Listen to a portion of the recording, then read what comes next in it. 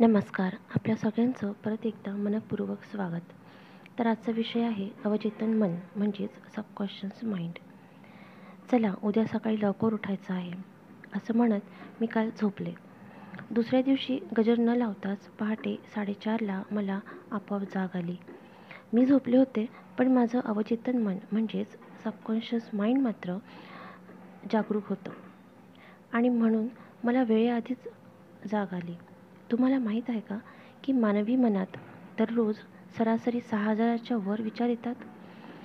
तुमचे मन सतत माहितीवर प्रक्रिया करत असते आणि तुम्हाला निर्णय घेण्यास मदत करत असते. सध्या तुम्ही काय वाचत आहात हे समजून घेण्यास ते तुम्हाला मदत करत आहे. काही वेळा तुम्ही अचानक प्रतिक्रिया देता, आठवणीत हरवून बसता किंवा झोपेत असताना स्वप्नही बघता. हे काम आहे अवचेतन मनाचं.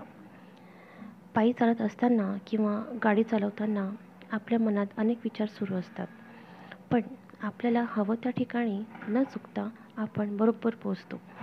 हेच आहे ते अवचेतन मन. एखादी गोष्ट जर आपण वारंवार केली तर ती आपली सवय बनत जाते आणि आपल्या अवचेतन मनाकडून आपण ते करत असतो. जसे कोणत्या हाताने लिहायचं, कोणत्या हाताने ब्रश करायचा हे आपण रोज बदलत नसतो. तो पॅटर्न अवचेतन मनात फिक्स असतो. याचाच अर्थ एखादी गोष्ट जर वारंवार बोलली गेली तर त्यावर आपलं अवचेतन मन विश्वास ठेवायला लागतं. अवचेतन मनाला तर्कवितर्क कळत नाही. त्याला जे सांगितलं ते निमूटपणे ऐकतं.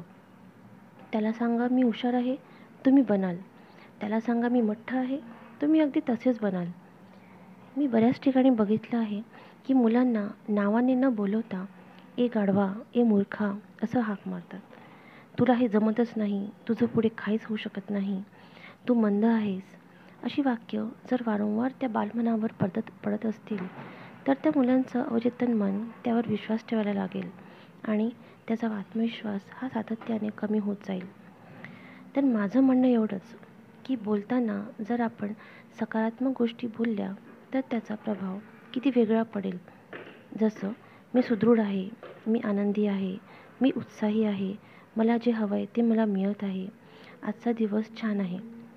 ही तर झाली काही उदाहरणे, पण तुम्ही यात तुमच्या सोयीने बदल करू शकता. कमेंट करून नक्की कळवा तुम्ही तुमच्या बोलण्यात काय बदल केला आहे तो.